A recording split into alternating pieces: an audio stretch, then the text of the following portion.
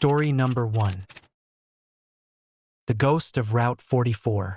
Winter in Seekonk, Massachusetts, was always something I looked forward to. There was a crispness in the air, the way the snow blanketed the town in silence, and the twinkling lights that adorned every house. As a truck driver, Route 44 was a familiar stretch, a lifeline that connected me to the heart of the community. But this December night was different. It was the night Route 44 earned its reputation as the haunted road. I had been driving for hours, the monotony of the highway broken only by the rhythmic hum of my engine and the occasional snowfall that obscured my view. My destination was a small warehouse on the outskirts of Seekonk, where I was scheduled to deliver supplies for the holiday season. The clock on my dashboard showed it was past midnight, and the road was slick with fresh snow, making every turn a cautious maneuver.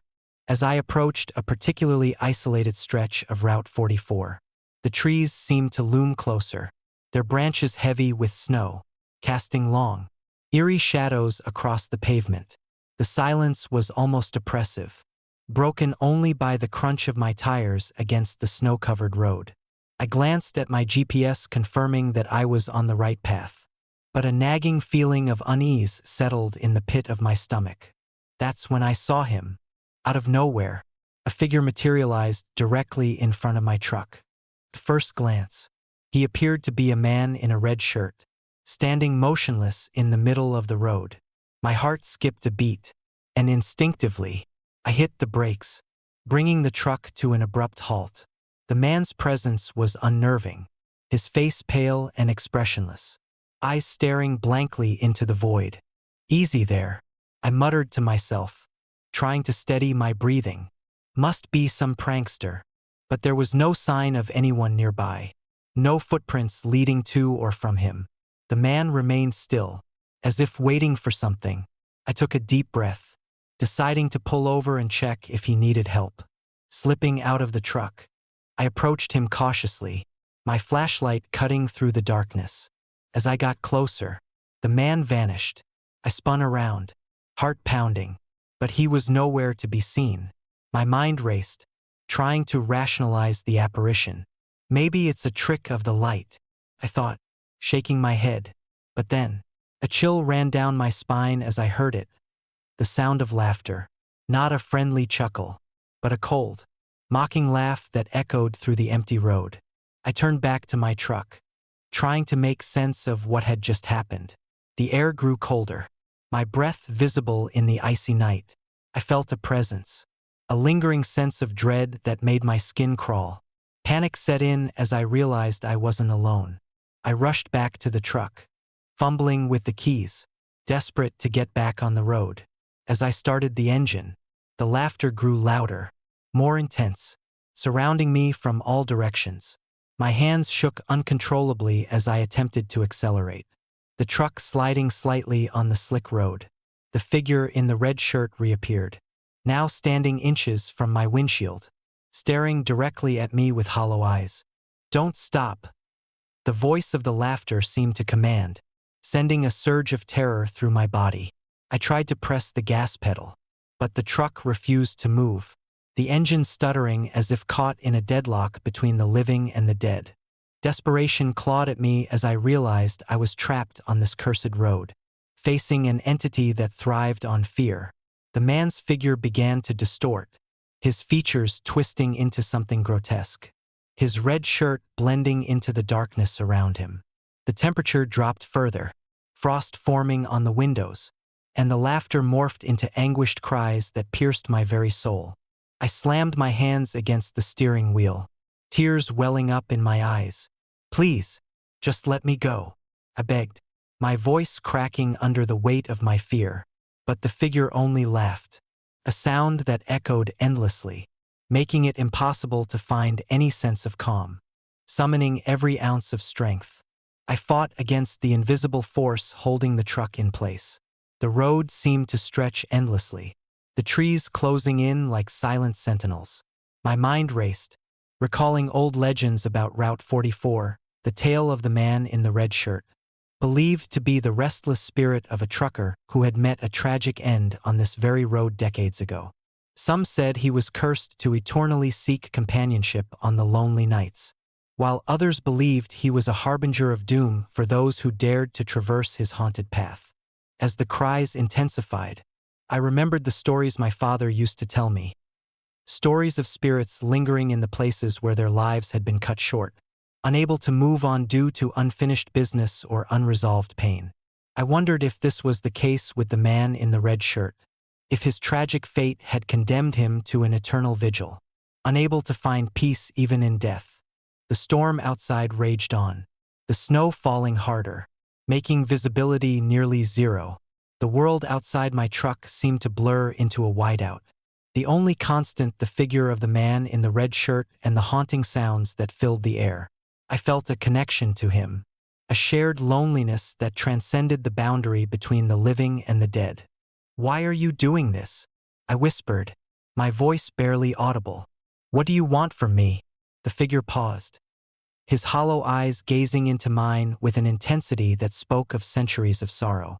"I just wanted company." The laughter turned into a sorrowful sigh. "I never wanted to scare you. I just couldn't let you go." A pang of empathy pierced through my fear.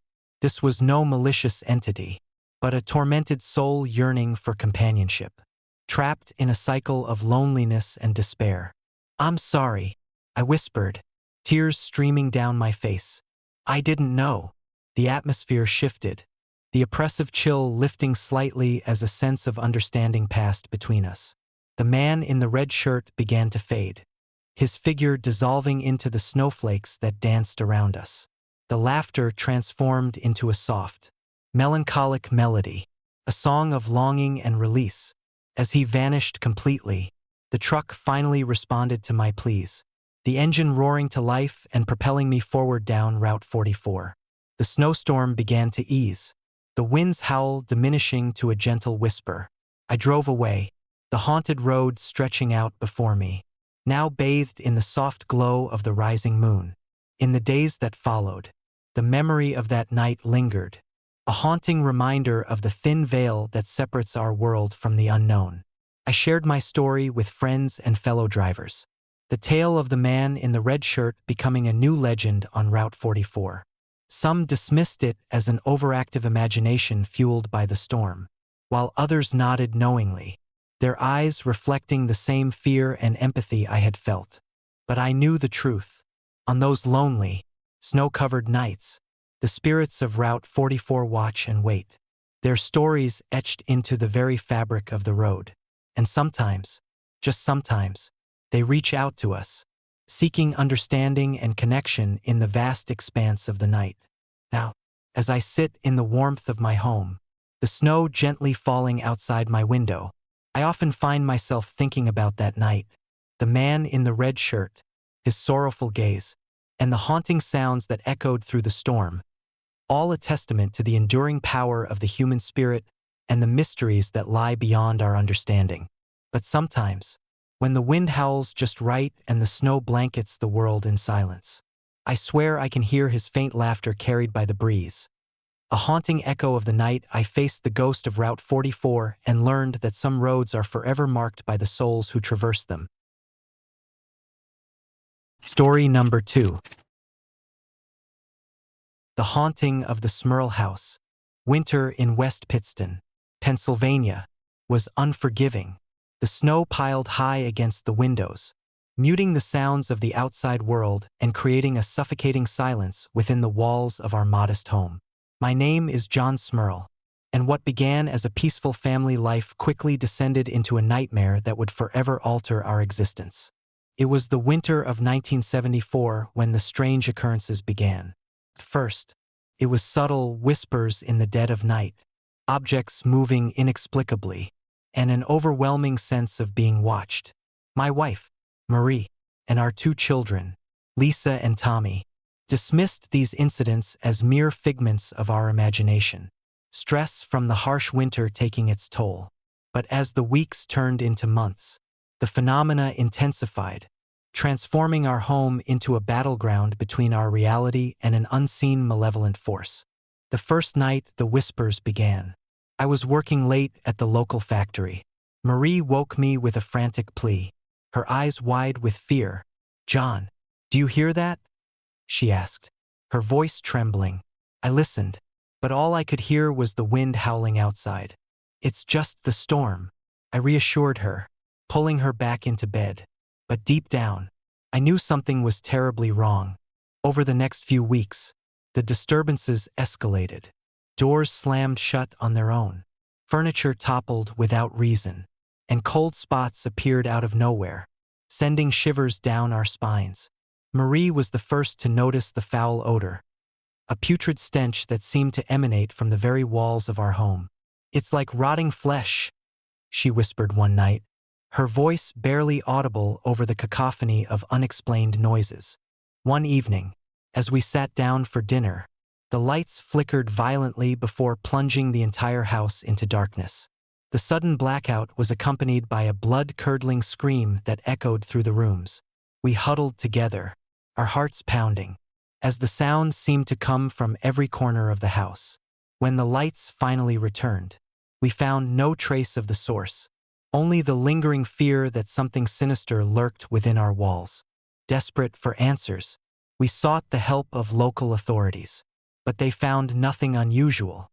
It wasn't until we reached out to Ed and Lorraine Warren, renowned paranormal investigators, that we began to understand the true nature of the horrors plaguing us. The Warrens arrived with their equipment, documenting every eerie occurrence with meticulous detail. They spoke of a demonic entity, bound to our home by a dark and tragic past. As the Warrens delved deeper into the history of our house, they uncovered a chilling story.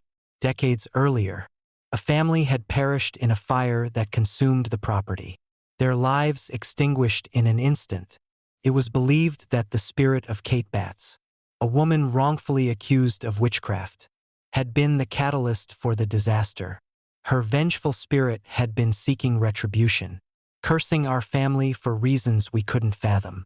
One night, as the Warrens conducted an exorcism, the atmosphere in the house shifted dramatically. The temperature plummeted, and the air grew thick with an oppressive darkness. Shadows twisted and contorted, taking on grotesque forms that danced along the walls. The entity's presence was overwhelming, its anger palpable as it lashed out against our attempts to rid the house of its malevolence. Marie and I could feel our sanity slipping away as the spirit tormented us relentlessly. Doors would slam shut, trapping us inside rooms as the entity's laughter echoed through the halls. Lisa and Tommy became pale and withdrawn, their eyes haunted by the horrors they witnessed nightly. The Warrens worked tirelessly, their faces etched with determination and exhaustion. But the spirit proved to be a formidable adversary. One particularly harrowing night, as the Warrens led another exorcism ritual, the entity reached its peak of fury. The house seemed to come alive, the walls pulsating with dark energy as the spirit screamed for release.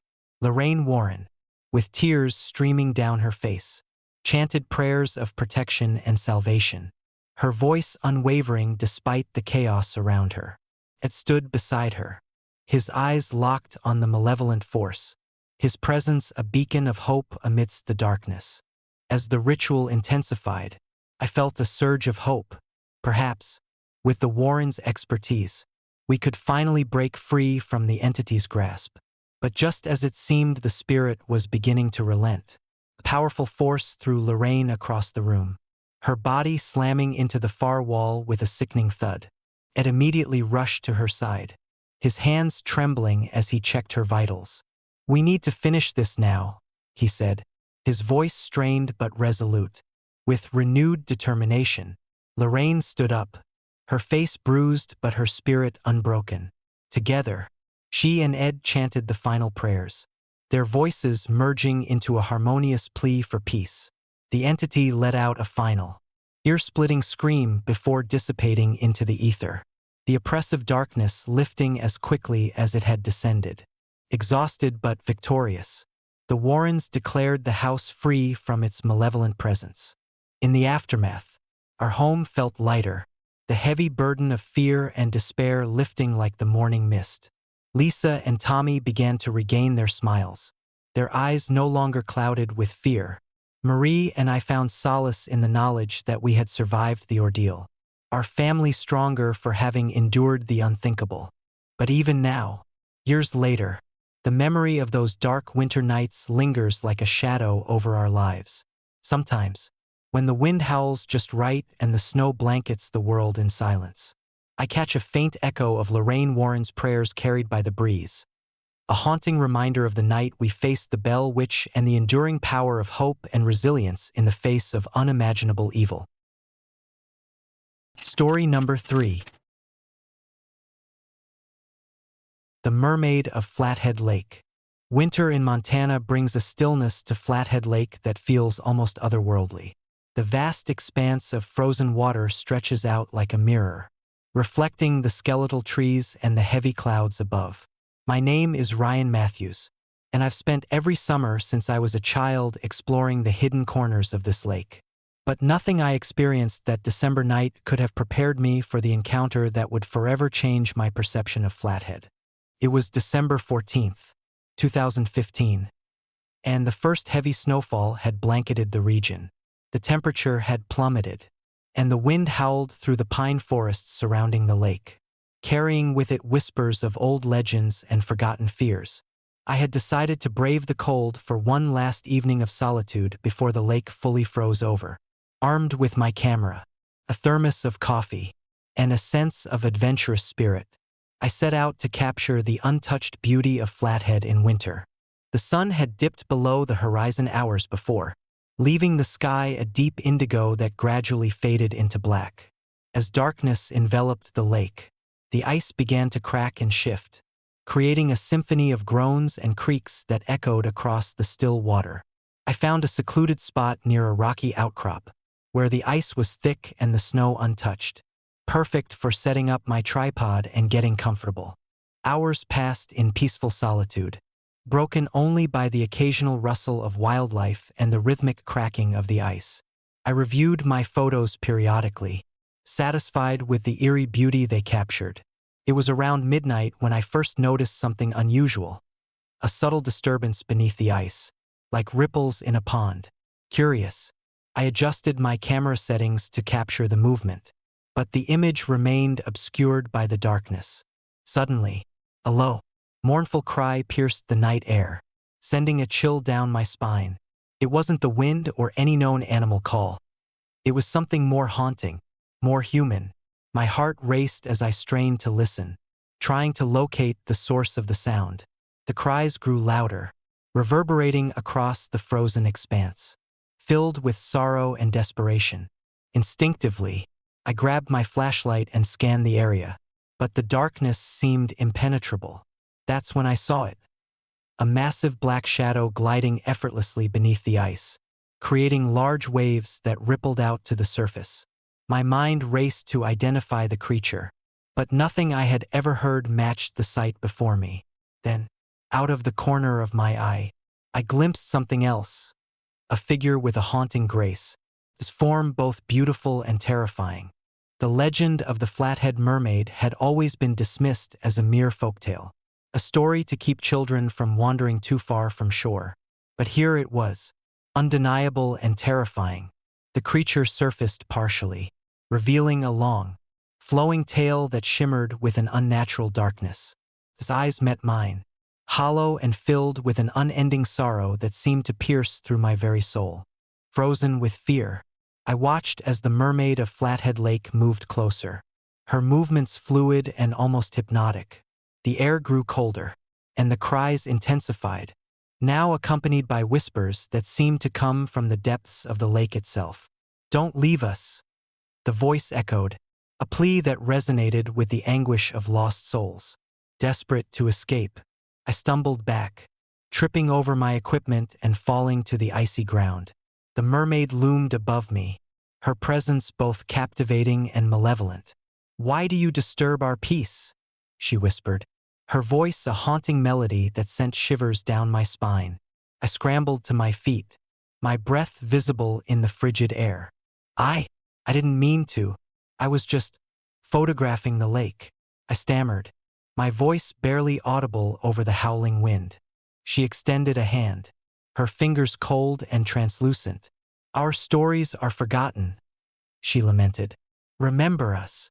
Before I could respond, the mermaid began to dissolve into the snowflakes swirling around me, her form fading like mist under the morning sun. The cries and whispers subsided, replaced by an oppressive silence that pressed in on me from all sides. I stood there, trembling, the reality of what I had witnessed sinking in. Shaken, I packed up my gear and made my way back to my truck, the storm still raging but the immediate threat gone. As I drove away, I glanced back toward the lake, expecting to see nothing but the vast expanse of ice and snow. Instead, the surface shimmered briefly with a dark, reflective sheen, as if the mermaid was watching me leave. The next day, I shared my experience with the locals, half expecting skepticism. To my surprise, the story resonated deeply with them. Elder residents spoke of lost loved ones and unfulfilled lives, of tragedies that had bound their spirits to the lake. "The mermaid of Flathead," they said, "is a guardian of our memories, a reminder that we must never forget those who came before us." Determined to honor their stories, I returned to the lake the following winter, not to seek solitude, but to listen and remember. I documented the tales of the lost and the lonely, ensuring that their voices would not fade into the frozen silence of Flathead Lake. Each visit deepened my understanding of the mermaid's sorrow, her cries a haunting reminder of the fragility of life and the enduring power of memory. Years have passed since that fateful night, but the memory of the mermaid lingers like a shadow over my heart. Flathead Lake remains a place of beauty and mystery, its waters holding secrets that the winter snow can't conceal. Sometimes, when the wind howls just right and the snow blankets the earth in silence, I swear I can hear her cries carried by the breeze. A haunting echo of the night I encountered the mermaid of Flathead Lake and learned the true meaning of remembrance. Story number 4. The Vanishing Hitchhiker. Winter in rural America has a way of amplifying the silence, turning deserted roads into corridors of solitude. My name is Jack Thompson, and I've driven countless miles through these empty stretches. But nothing prepared me for the night I met her, the vanishing hitchhiker. It was a bitterly cold December evening, the kind where the wind bites through every layer of clothing, and the snow blankets the world in oppressive stillness. I was heading home after a long shift, my truck's heater barely keeping the chill at bay. The road stretched out before me, a ribbon of black asphalt winding through the desolate countryside. My headlights cut through the darkness, illuminating nothing but the endless expanse of white. Around midnight, as fatigue began to set in, I saw her, a young woman standing by the roadside, her figure barely visible against the swirling snow. She wore a tattered coat that fluttered in the wind, her hair obscured by the hood. Her presence was haunting, almost ethereal, as if she were a ghost materializing from the storm. I slowed down, my heart pounding in my chest. "Need a ride?" I called out, my voice wavering slightly from exhaustion and the eerie atmosphere. She nodded silently, stepping into the truck with a grace that belied her desperation. I helped her into the passenger seat, noticing the faint scent of lavender lingering around her, a stark contrast to the cold air outside. She didn't speak, her eyes fixed on the passing scenery, lost in thought. "Where are you headed?" I asked, trying to break the silence. She glanced at me, her eyes wide and filled with an unspoken sadness. "Home," she replied softly, her voice barely above a whisper. I glanced at the map, but her destination was nowhere to be found. No houses, no landmarks, just more miles of empty road. "Are you sure? This is pretty far out of the way." She didn't respond, her gaze returning to the dark horizon. Unease settled in as I realized there was something unsettling about her presence. My instincts screamed at me to turn back, but I pressed on, hoping to find some semblance of civilization before the storm worsened. After what felt like hours, the road finally opened up to a small cluster of houses nestled between the snow-covered hills. "This must be it," I said, the relief evident in my voice. I pulled over, turning off the engine to let her exit the truck. She stepped out into the snow, her figure blending seamlessly with the wintry landscape. I reached out to help her, but as my hand touched her shoulder, she vanished, gone without a trace. My heart raced as I looked around, but she was nowhere to be seen. The only evidence of her presence was the faint imprint of her coat on the snow and the lingering scent of lavender. Shaken, I decided to check the address she had mentioned. The nearest house was old and abandoned, its windows boarded up and the door hanging loosely on its hinges. As I approached, I noticed a familiar wreath hanging on the door, a wreath identical to the one I had seen on the hitchhiker. My mind raced, piecing together the fragments of this surreal encounter. I entered the house, the floorboards creaking under my weight. The interior was frozen in time, dust-covered furniture arranged as if waiting for occupants who would never return. In the living room, I found an old photograph of a family standing in front of the house, the same family the hitchhiker resembled. The girl in the photo had the same sorrowful eyes, the same haunting presence that had unnerved me in the truck. As I studied the photograph, a cold draft swept through the room, and the sound of footsteps echoed from the hallway. My heart pounded as I followed the noise, only to find an empty corridor. Desperation and fear gripped me as I realized the truth. She was a spirit, a restless soul trapped between worlds, searching for her way home. I left the house, the storm still raging outside, and drove back down the lonely road. The experience left me haunted, a lingering fear that shadows my every night drive. I shared my story with friends and family, but they dismissed it as a product of an overactive imagination fueled by isolation and the harsh winter. Yet, I couldn't shake the feeling that she was still out there, watching and waiting. Months passed, and the memory of that night faded into a distant nightmare. Until one evening, a year later, I found myself driving the same route, the same desolate road, as if drawn by an invisible force. Under a starless sky, I saw her again standing by the roadside, her figure illuminated by the dim glow of my headlights. "Need a ride?" I called out, my voice steadier this time, driven by a sense of duty and empathy. She stepped into the truck, the same ethereal grace, her presence as haunting as before. This time, as I drove her to her destination, I felt a connection, a shared sorrow that transcended the boundaries of life and death. As we approached the house, I turned to ask, "Are you okay? Do you need anything?" She smiled faintly, a gesture filled with gratitude and relief. "Thank you," she whispered, her voice now filled with peace. "I can finally go home." As I pulled over, she vanished, leaving behind a sense of calm and closure that I had never experienced before. The house stood silent, the secrets finally laid to rest. The curse of the vanishing hitchhiker had been lifted, and I knew that our encounter had changed me forever.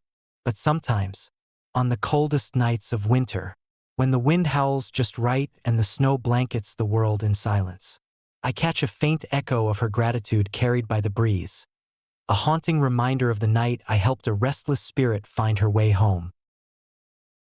Story number 5. Whispers of Bodie. Winter in Bodie, California, is a silent testament to a bygone era. The abandoned mining town stands frozen in time, its wooden structures decaying under layers of snow and ice. My name is Daniel Mitchell, and I've always been fascinated by ghost towns. There's something undeniably eerie about places where life once thrived but was abruptly abandoned. But Bodie held a darker allure, a reputation that went beyond mere abandonment. A place where the restless spirits of the past lingered, watching and waiting. It was January when I decided to visit Bodie, drawn by stories of curses and hauntings that locals in nearby towns whispered about. Armed with my camera, a flashlight, and a notebook, I set out to uncover the truth behind the legends. The drive from Sacramento was long and treacherous, especially with the winter storm raging. But the sight of Bodie emerging through the blinding snow made it all worthwhile. As I approached the town, the wind howled through the empty streets, carrying with it the faint sounds of footsteps and whispers. The buildings, once bustling with miners and their families, now stood silent, their windows dark and lifeless. I parked my truck near the old schoolhouse, the heart of Bodhi's social life, and stepped out into the cold, my breath visible in the frigid air. I felt a chill that wasn't just from the temperature. The first night, I set up camp in one of the dilapidated houses, its wooden floors creaking under my weight. As darkness enveloped the town, the true nature of Bodhi revealed itself.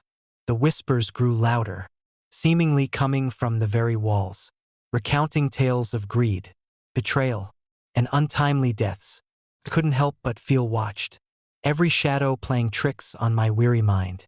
Around midnight, as I sat by the remnants of a once grand fireplace, a loud thud echoed through the house.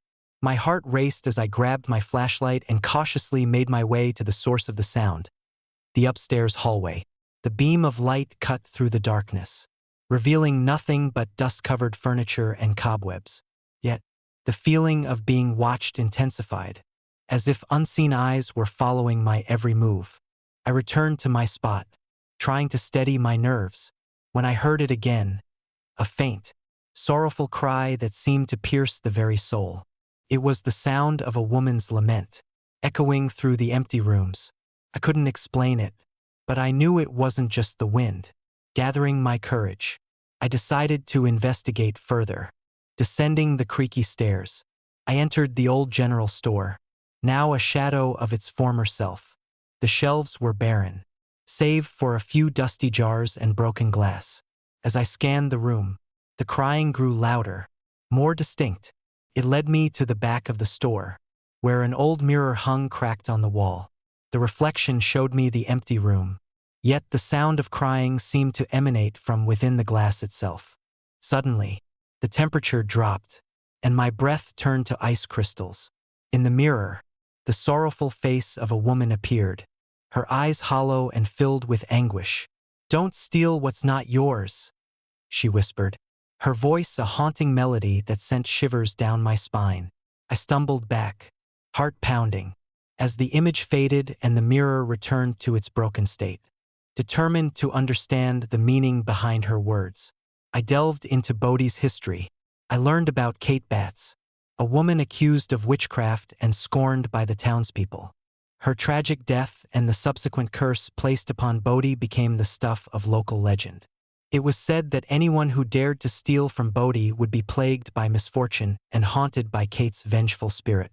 That night, as I reviewed my notes, the whispers returned, louder and more insistent. "Don't go!"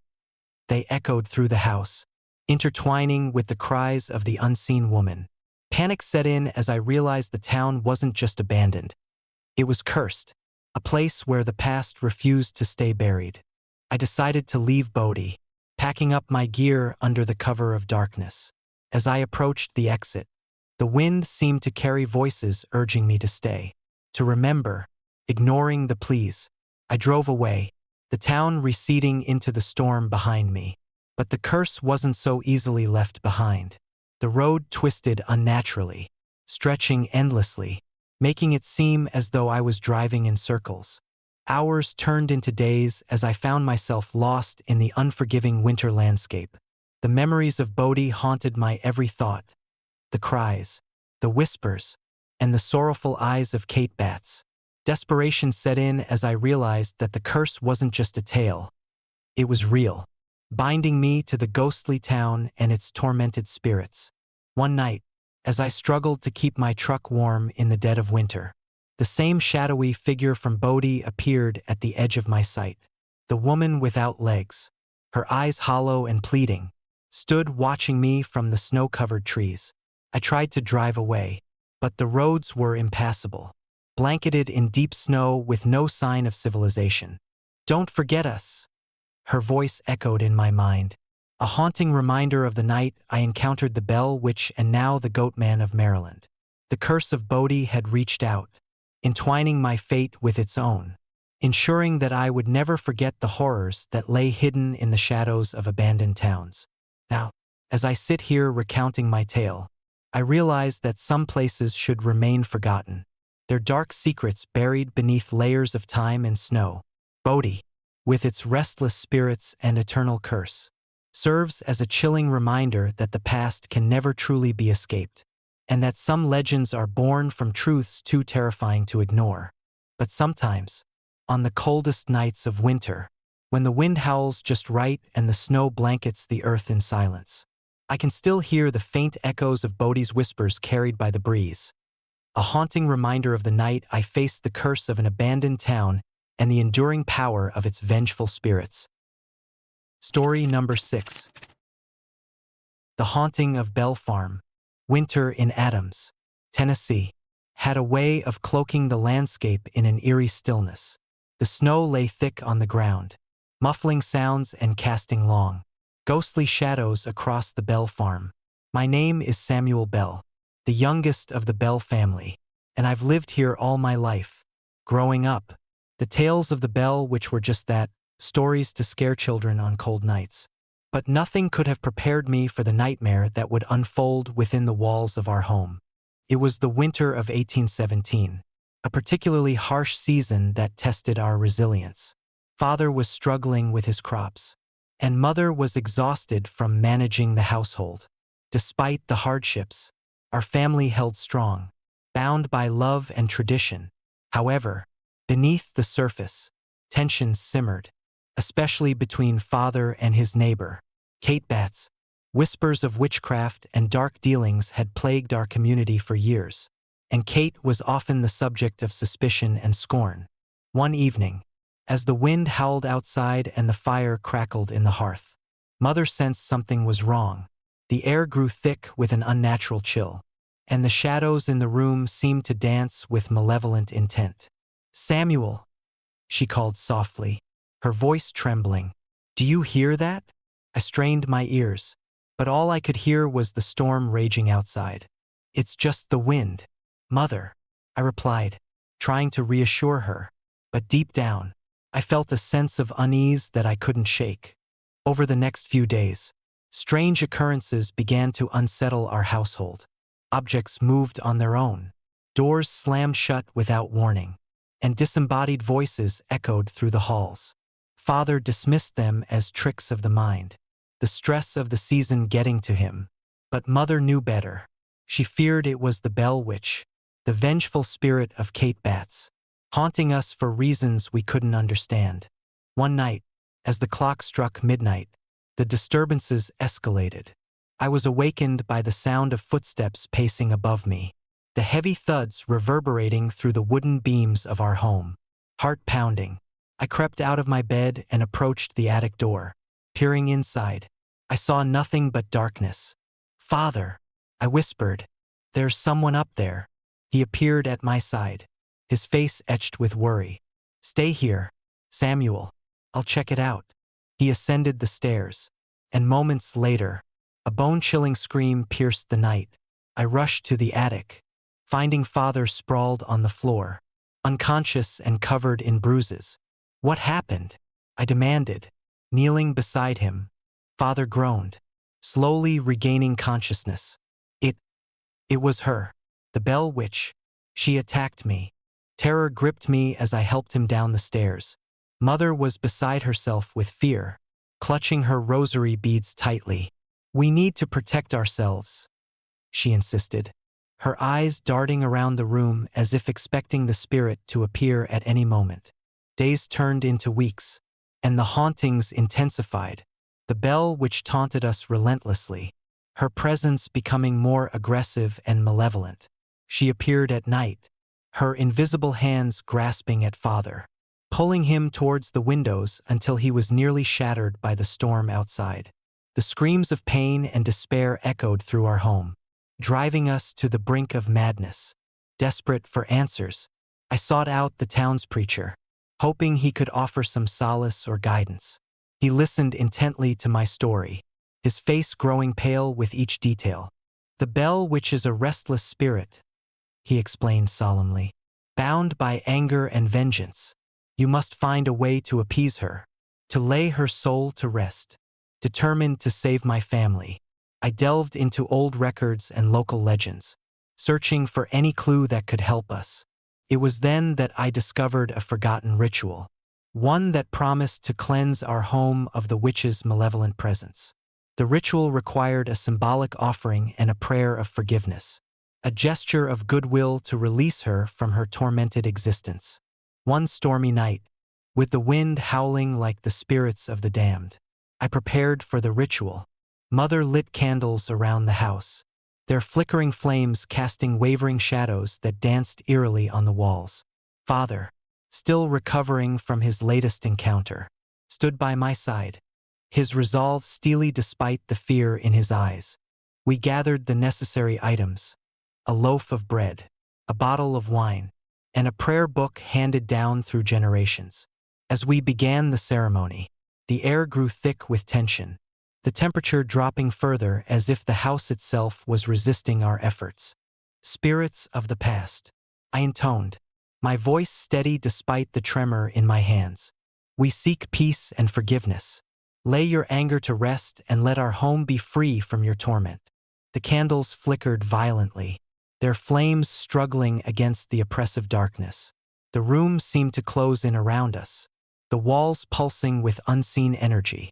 Suddenly, a deafening silence enveloped the house, broken only by the sound of our own breathing. Then, from the corner of the room, the bell witch manifested.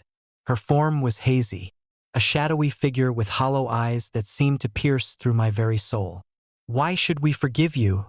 she hissed, her voice dripping with venom. "You brought this curse upon us." Tears welled up in my eyes as I pleaded. "We didn't bring this upon you. We only seek peace, to end this suffering for our family and for you." The spirit's expression softened slightly, her anger wavering. "What happened to us? Why are we still bound to this place?" Mother stepped forward, her voice filled with compassion. "We are truly sorry for any wrongs committed against you. Kate, please, let us help you find peace." For a moment, there was a flicker of hope in her eyes. Then, the tension snapped as she let out a final, anguished cry that echoed through the halls like the lament of 1,000 souls. The candles extinguished themselves, plunging the room into darkness. The oppressive chill lifted, replaced by a profound sense of calm. As the night gave way to dawn, the hauntings ceased, and our home was finally free from the Bell Witch's torment. The bonds of fear that had held our family captive were broken, replaced by a newfound sense of peace and resilience. Years have passed since that fateful winter, but the memory of the Bell Witch remains etched in my mind. It serves as a reminder of the thin line between the living and the dead, and the power of forgiveness to heal even the deepest of wounds. Our family grew stronger, united by the trials we endured and the spirits we set free.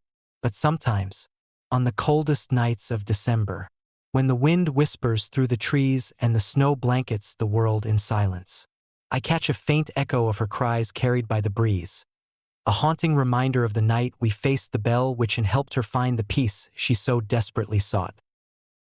Story number 7. The Goat Man of Maryland. Winter in rural Maryland is a deceptive time. Beneath the serene blanket of snow lies a darkness that even the brightest daylight fails to dispel.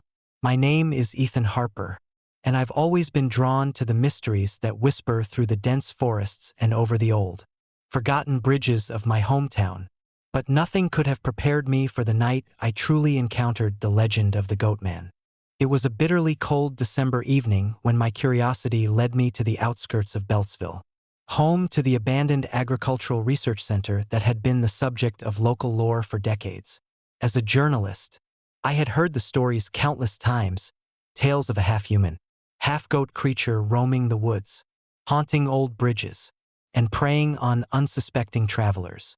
Most dismissed it as mere folklore, a ghost story to keep children from wandering too far. But something about the Goat Man intrigued me, especially after stumbling upon references to a failed experiment conducted at the center in the late 1970s. Determined to uncover the truth, I decided to investigate the site myself.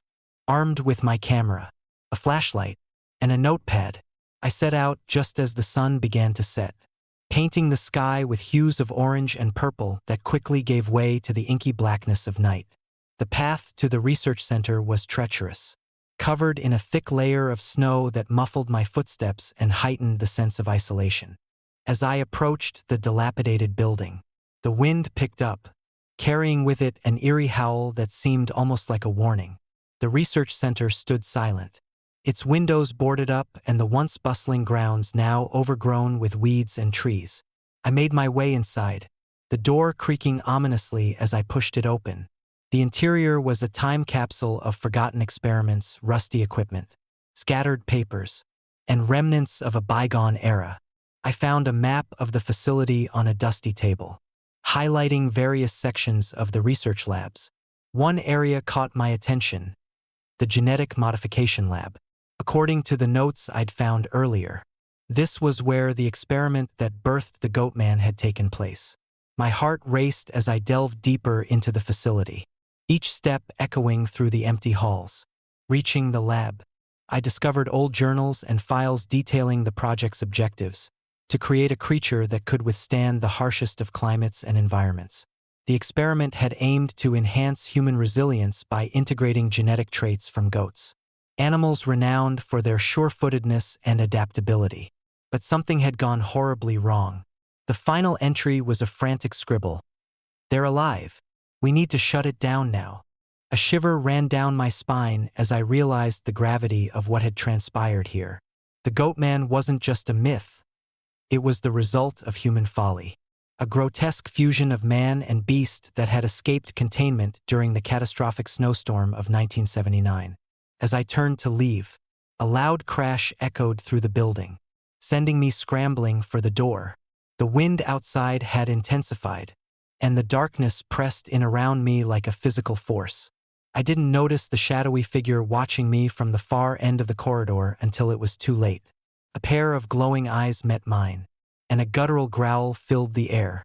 My breath caught in my throat as I faced the Goatman, a hulking figure with the torso of a man and the legs of a goat, his eyes burning with a desperate, otherworldly fury. Instinctively, I bolted, sprinting through the maze-like corridors, the sound of heavy hooves thundering behind me. I could hear his ragged breathing, feel the icy breath of fear on my neck. I burst through the doors and into the storm, the cold biting into my skin as I raced towards the old bridge, the Goatman's preferred haunt. The bridge stood as a relic of a forgotten time, this wooden plank slick with ice and snow. I didn't look back as I crossed, the wind howling like the tortured souls trapped in this forsaken place. But as I reached the other side, I froze. There he stood, the Goatman blocking my path, his presence commanding and terrifying. "Don't go," he rasped, his voice a haunting blend of human and animalistic tones. "Stay with us." Panic surged through me as I stumbled backwards, the ground beneath me icy and unyielding. The Goatman advanced, his movements both graceful and menacing. I turned to run, but the path had vanished, replaced by an endless expanse of snow and darkness. The storm seemed to close in around me, the cold seeping into my bones, numbing my senses. Desperation clawed at my mind as I remembered the words from the research journals. These spirits were trapped by their incomplete transformation, bound to the very place where their lives had been distorted. "I have to help them," I thought, my voice barely a whisper against the roaring wind. Gathering every ounce of courage, I reached into my bag and pulled out the camera, pointing it at the Goatman. "Please," I begged, "let us find peace." The creature paused, his eyes flickering with a semblance of humanity. For a moment, the hatred and pain seemed to soften, replaced by a deep, unending sorrow. "Remember us," he whispered, his voice fading like the dying embers of a fire. "Don't forget." With those final words, the Goatman dissolved into the storm, the snow enveloping him as quickly as he had appeared. The path reformed before me, leading me back to the safety of my vehicle. Shivering and shaken, I took one last look at the bridge, the legend of the Goatman now etched into my very soul. I returned to town the next morning, my story met with a mixture of skepticism and awe. Some dismissed it as a hallucination brought on by the storm, while others nodded knowingly, their eyes reflecting the same fear I had felt. The Goatman remained a cautionary tale, a reminder of the thin line between scientific ambition and the natural world's unforgiving wrath. Years have passed since that fateful night, but the memory of the Goatman lingers, a shadow that haunts the snowy bridges and dark roads of Maryland. I continue to tell my story, hoping that, by sharing it, the restless spirits may finally find the peace they seek. And sometimes, when the wind howls just right and the snow blankets the world in silence, I swear I can hear the faint echo of his sorrowful plea, a haunting reminder of the night I faced the Goatman and the enduring power of remembering those we have lost.